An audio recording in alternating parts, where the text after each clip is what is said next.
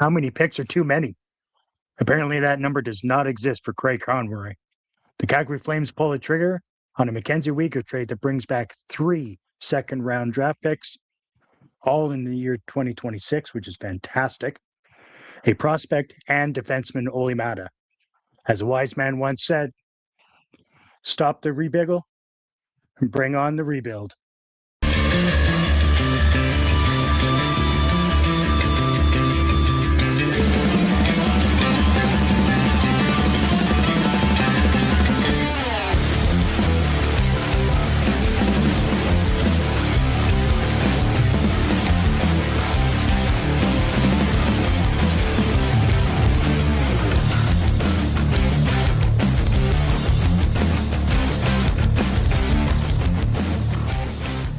You are watching the Armchair GM Podcast.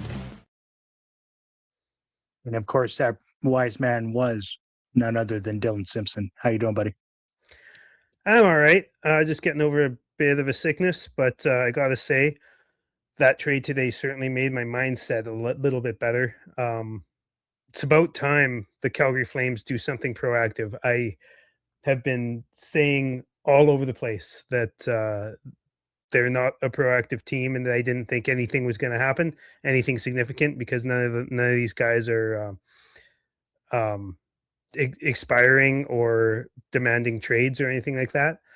And I could not be happier to be wrong. I love being wrong in this instance. It's awesome. Mm-hmm. Yeah, no, without a doubt. Obviously, the Flames have this mantra of holding on to assets, wasting assets, and only pulling the trigger when it best suits the player, or if the player requests or wants out, or whatever the situation may be. So it's refreshing to finally have a GM that is willing to manage assets the way they're supposed to be managed. Obviously, it's unfortunate. You know, I've been saying that Weegar's likely going to be our next captain. I've always liked the guy. He's done a lot for Calgary. He's been a really good veteran since he walked in the door in that trade from Tkachuk a couple of years ago. So it's gonna it's a little bit somber, a little bit bittersweet, but we got a really good return, and all things considered, especially when you think about the kind of year that he's had, which is unfortunate for him and for the Calgary Flames. But as soon as Whitecloud got traded to Calgary, the writing was almost certainly on the wall, right?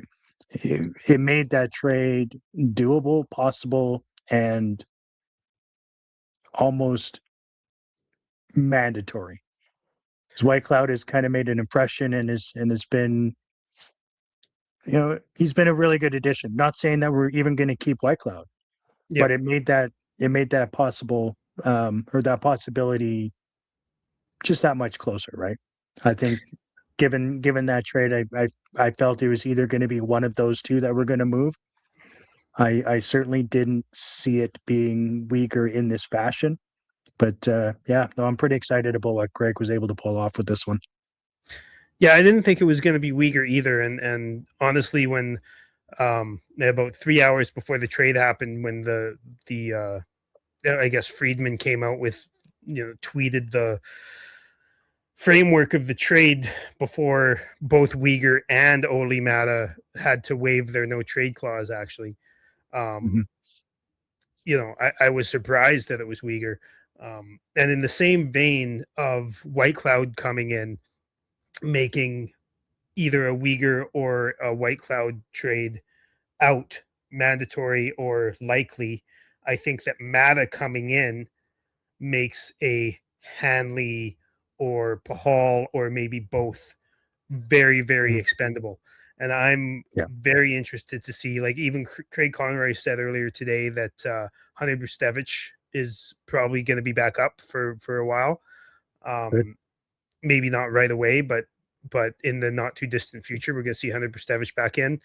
And he said that power play 1 is Perex to lose, which is good to hear. Both those things are good to hear, but that means that Hanley and / or Pahal or both are not going to be playing. Yeah. So I'm very interested to see what happens. It opens the door for more trades. Now, we're coming up to a point here where I never thought I'd say this, but we almost have too many picks. Like you said at the beginning, it's there's not really such a thing, but there kind of is, because at some point you can only have so many contracts on a roster. And if you're not spreading out picks between many years, then you don't have a chance to see what all the players are before you have to make a decision on whether or not to sign them or not. So, to a point, not always, but to a point. So I believe we have 8 picks in the first 3 rounds of this upcoming draft, which is absolutely huge. All 3 of those second round picks are in the top 50 currently, as the standings go. They're currently in the top 50, and that includes New York's pick, which is, I think, 34th right now, basically a first round pick. Two picks out of being a first round pick. Which is huge for us, in my opinion. Yeah, it's having like you said, 8 picks in the first 3 rounds is huge, and I do understand what you mean by having a bit of a log jam. I mean, it would be difficult to have 4, 5, 6 or more players coming off their entry level contract at the same time. That would Yeah. be extremely difficult to navigate for any GM. Well, not only that, it's also only being able to have so many contracts with entry level contracts included, right?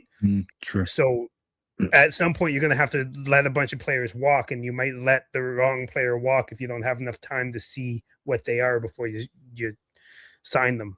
Yeah. Or if your contracts absolutely. are full.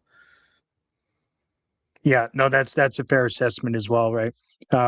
There's all sorts of things that come into play. Obviously, there's such thing as the salary floor that you have to meet. Obviously the cap wouldn't really come into play until it comes time to potentially sign players at during that season, which will be a few years away. But yeah, like we don't even have who knows? Huberdeau on LTIR. We're fine. Right. Yeah. I mean, there's all sorts of different moving parts when it comes to that. Having like you said, eight players to draft in the first 3 rounds.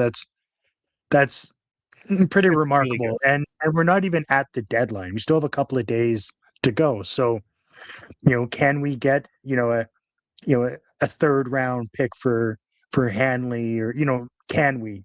Who knows, right? or Depends on can what you get kind a of first round pick for Coleman or Kadri? Even better, right? And here's a thing for me that's really big about this trade is no team in the bottom 10 of the draft is going to move up in the draft. Like nobody's going to trade down in the draft and take Weegar. But some teams might trade down a spot or 2 or 3 and take a second round pick or a second and a fourth, right? So having draft picks aplenty, and we have a bunch to start next year as well, could mean even we might be able to package up Vegas's pick that we got for Hannafin last year. That's this year with one of those seconds and move up 5-6 spots. You never know, right? Right. Yeah. Yeah. It's Craig's going into this draft in a position of strength. That's for sure. He's got a lot of bullets in the chamber. Yeah. Yeah, it's great. His negotiation chips are aplenty, and it's going to be very interesting to see what he does, because he's done pretty well at the draft so far. Since being brought in as the GM. Especially in the Obviously, he had a lot of mess third round. to clean up, and last year we didn't see as many people exit as we wanted to, and through the summer it would have been nice to start the season with more more prospects and that sort of thing coming into the lineup as we started the season, but it's been okay. Oddly enough, this Flames core hasn't played well enough to get us into the conversation of a playoff. I'm shocked. So yeah, I know it's shocking, right? Couldn't make it the year before with the same guys. I mean, I'm just blown away they couldn't do it in the second year. Um, but it just puts the management and ownership at ease to think that it is time to start with the rebuild, right? It's that time. Mm-hmm. We haven't been a piece or two away for 4 years. So, it's time for them to just get out of that mindset. Let's make something with our assets, move forward in the draft, and let's build this fucking contender. Let's do it. And it's as a lifelong fan myself and you as well, I'm just excited for that opportunity. How's it going to play out at the end? We don't know, but it would be fun to at least watch it from now until then. 100%. And I find most of the fans that I've been talking to now I'm in some pretty I'm in some groups with some people who aren't all over Twitter all the time or whatever. Like I'm in a Discord with a bunch of people. I talk on Reddit a lot, but I find most people are actually quite excited about this trade. There's some who are pretty upset. There's some who don't understand why we traded Weegar. There's some who don't think we got a big enough return because we didn't get a first. I mean, that New York pick is basically a first and then 2 seconds on top of that. And we haven't even talked about this prospect. Let's talk about this prospect a little bit. I believe you pronounce it Jonathan Castagna, something like that. It's hard. Would it be similar to lasagna? Castagna? Yeah, Castagna. Yeah, something like that. I don't know how to pronounce it properly, to be honest. But this guy's 20 years old. He's playing in college right now in Cornell. 6'2", 203-pound center. Conroy mentioned several times his face-offs, his forecheck, and his ability to score. I've done a little bit of research on some of the prospect sites, and it seems like he's one of those guys who's kind of a high floor, low ceiling kind of guy. So he's probably for sure an NHLer at some point for a decent stretch of his career, but might not be a full-time top six type of a player. But that's fine. We don't have centers, right? So it's fine in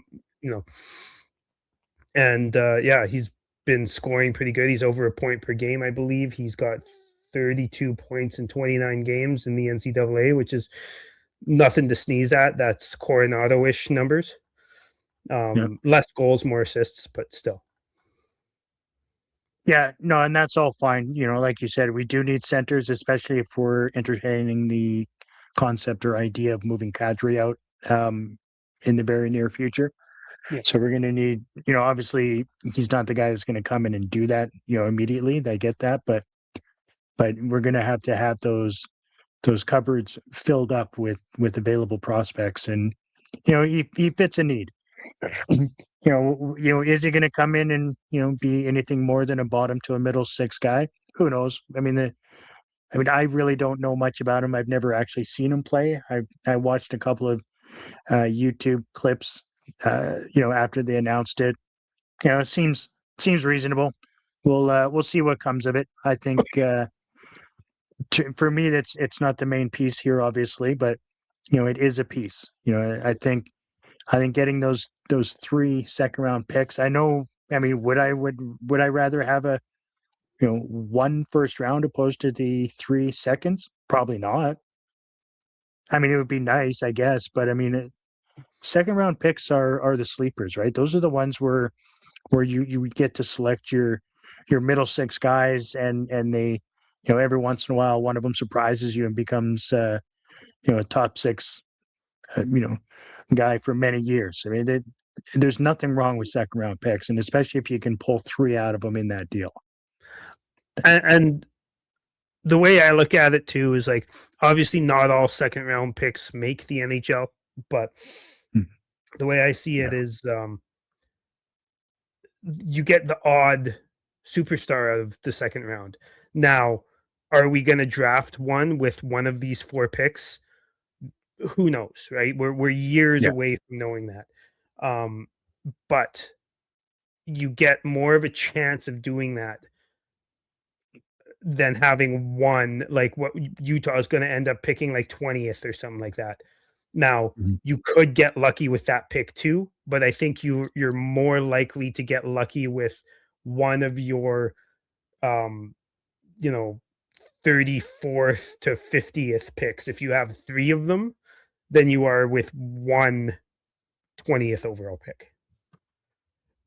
No, exactly. And the way it's set up right now, I mean, you've got Ottawa and Utah in that trade, right? For as far as picks that came back.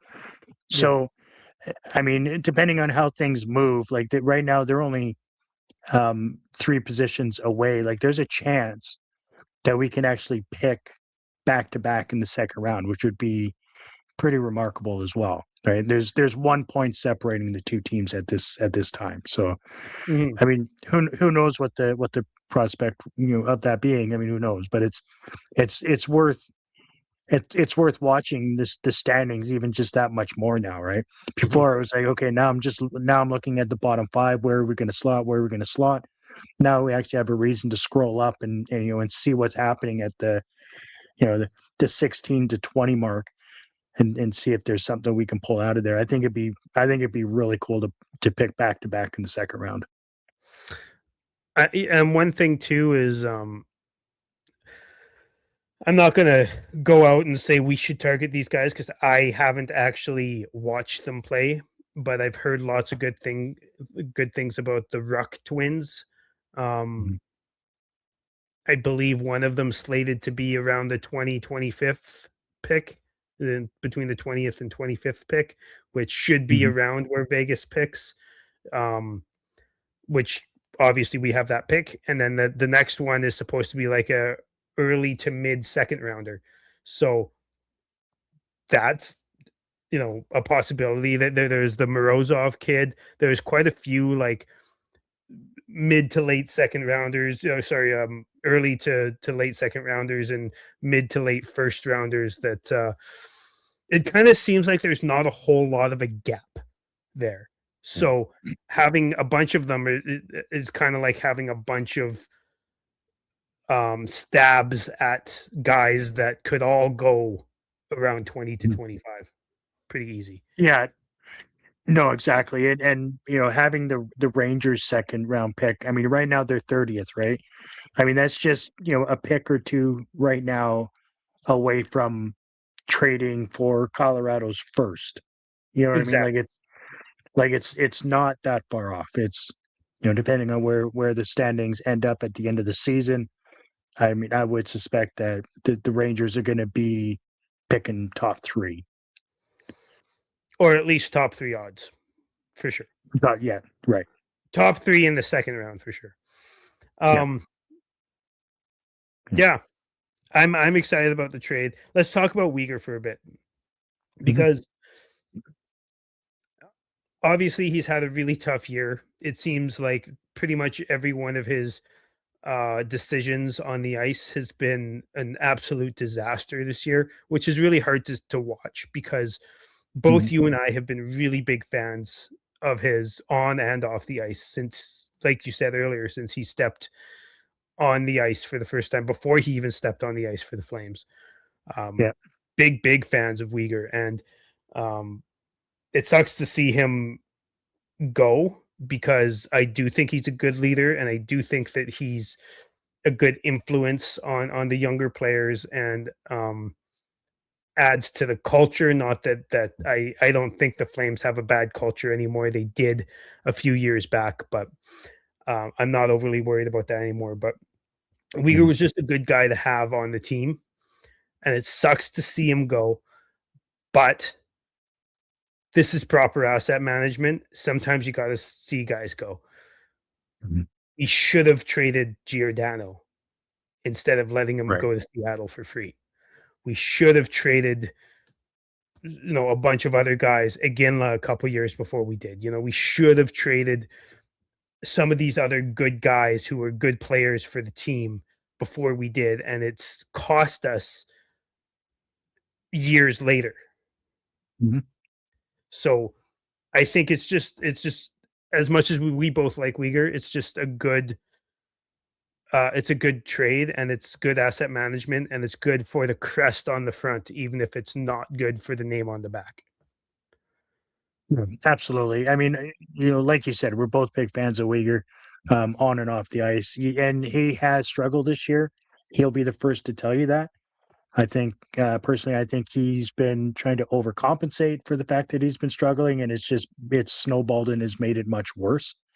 Yeah. Um, he started out not well, but it has progressively gotten worse, and I think it's simply just a mindset for him at the moment. He just needs to get out of that. I think a change of scenery will potentially help him with that. And just get around different guys, and not saying that the guys that he was around are the issue, but just different scene. I think will help him get back to the Uyghur that we all know, right? Um, it is unfortunate to see him walk out the door, but that's just it. I mean, this is a business, and you have to get what you can for assets. And Uyghur being one of those veterans that I think most teams would want in their locker room, just the way he goes about his business, his day-to-day business, how he is on the ice, the example that he leads by. Um, I mean, he'll if he can skate and get on the ice, he will do it every time. And I think that's a great asset for any team. I wish we had more guys with that type of attitude. The Mckenzie Weegar or the Blake Coleman, or even Backlund, that type of attitude where that's you give it all on the ice. Yeah. Kevin Ball, same type of player, right? I Yeah. mean, guys like that, and it's so obviously he's going to be missed in the room, but you know, looking for the future, I think Flames fans are going to come to terms with it, and I think the bulk of Flames fans are already good to go with it. I think a lot of them wanted him out the door because of his struggles this year anyway, so I think it'll be all right. But I think the locker room will recover. I think the team's gonna push forward, and good things are coming in the future, and I for one am excited about it. Yeah, me too. I also just wanted to say one other thing here. Another thing that kind of made Uyghur expendable is the breakout from Yan Kuznetsov. Now he's not putting up all Mm. sorts of crazy offensive numbers, but I think Ryan Pike put it out there a couple days ago. I don't know if you saw this, but since Yan Kuznetsov came up, he's played an absolute ton of PK time, Mhm. and of all of the players in the league, I think there was only one player in the entire league who has seen less goals go in Nice. on the PK than him. One player in the whole league. I can't remember who it was right now, but I remember reading that and being like, I do not see Yan Kuznetsov, even though the Flames get scored on fairly often. I don't see him getting scored on all that often. No, Um, he's rarely out of place, yeah, like rarely. No, there is a lot to like about Kuznetsov. yeah, There really is. Aside from like you said, his lack of offensive production, but me as an old defenseman, I don't care. I yeah, like what he does on the back end of things, and he has picked up a few points here and there, and so I mean, he does contribute. yeah, But I'm more concerned with his ability to play defense, and quite frankly, I think he's nailing it. I think he's had me too. a great year to start it off, and hopefully we don't run into sophomore slump or anything like that, like we're seeing from Coronado, this year's, having some real struggles this year. Been And, bad. even Dustin Wolf, right? He's not having the year he had last year. Not saying he's been bad. He's been really good for the last month, maybe 2 weeks before the Olympic break. And ever since the Olympic break, he's been really good. Yeah, But I agree. as a whole for the season, he hasn't been the same or as good as he was last year. That's for sure. He hasn't stolen games and made the Flames upper management ownership consider stopping a rebuild this year. So that's good. Yeah, Cooley almost has, but yeah, right. And there's been nights where Dustin almost has. Like the other mm, night, we lost 2-0, and Dustin Wolf only let in one and was basically under siege all night. mm, Um, yeah, and against LA. Cooley's done that as well. Yeah, it's been nice to see decent goaltending for the most part. After November, I think November Dustin was pretty awful, and then ever since then, it's been a lot better. Um, Yeah.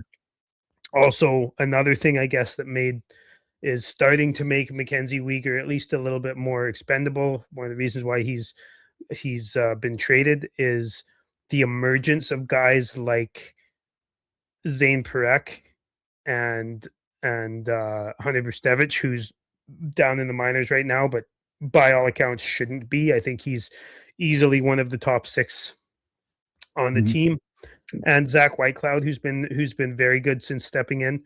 But I wanted to stop and talk about Perek a little bit because um, I've noticed something very good in the last three games he's played. Obviously, he sat one game, but Mhm. the last 3 games he's played, he's gone from 13 and a half minutes to 15 and a half minutes. And in that game, there were no power plays. So he got 15 and a half minutes with no power plays. And last game, he had 17 and a half minutes. So going up by 2 minutes every game. Mhm. Um, Very good to see. And I think he's looking a lot more confident. He's making great offensive plays.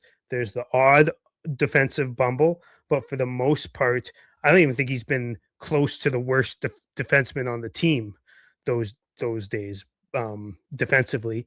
But I think Mhm. that his offense is starting to show, even if he's not actually putting points up. He's rocketing passes, tape to tape, um, crafty passes, walking the line well, and running the power play with creativity and confidence, which is great to see. And he's not getting hit.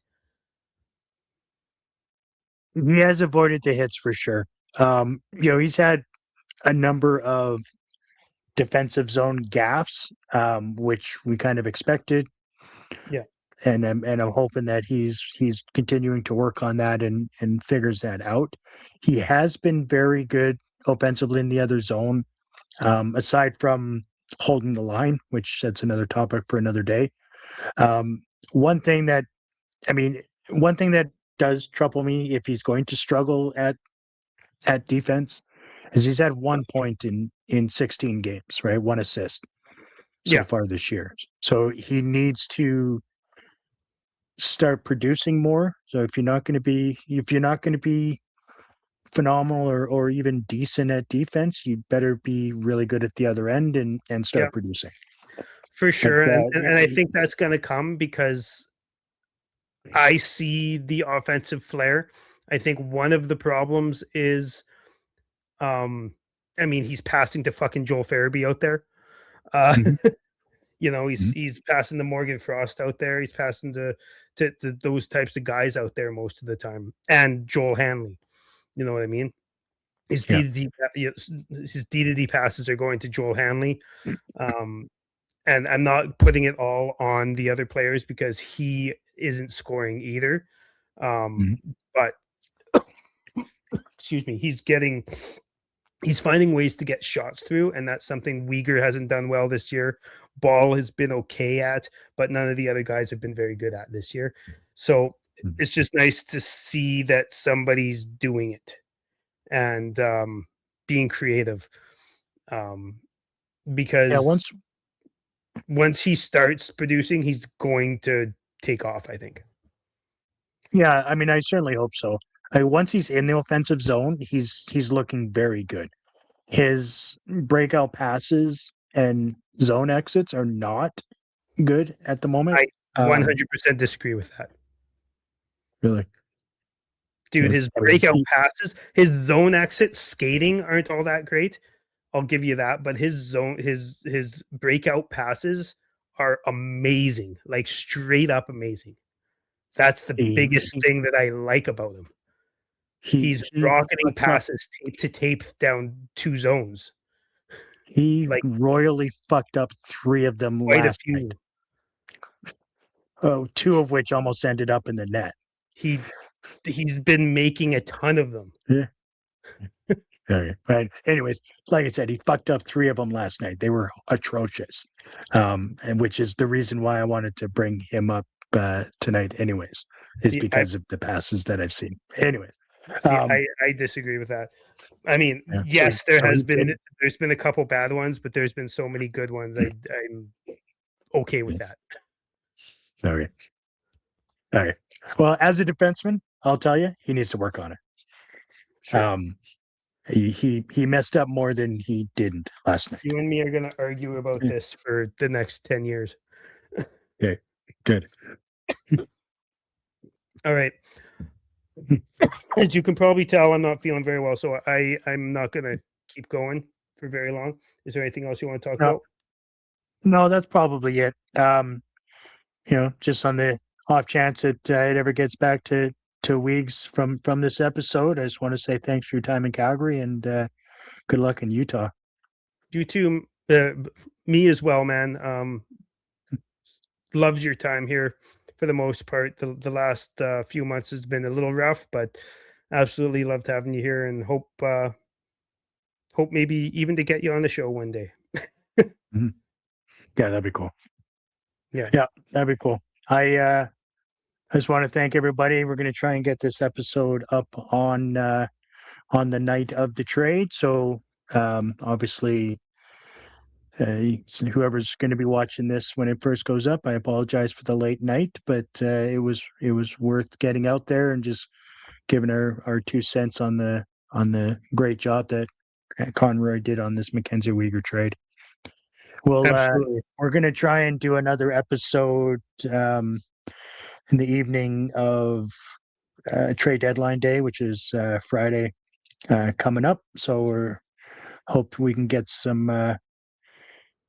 more things to talk about during that time. So hopefully the Craig Conroy can get some negotiations in and pull the trigger on a couple of big names, right? Let's see what he can do between now and the end of the deadline there, which what is it, 1:00? It's early on Friday.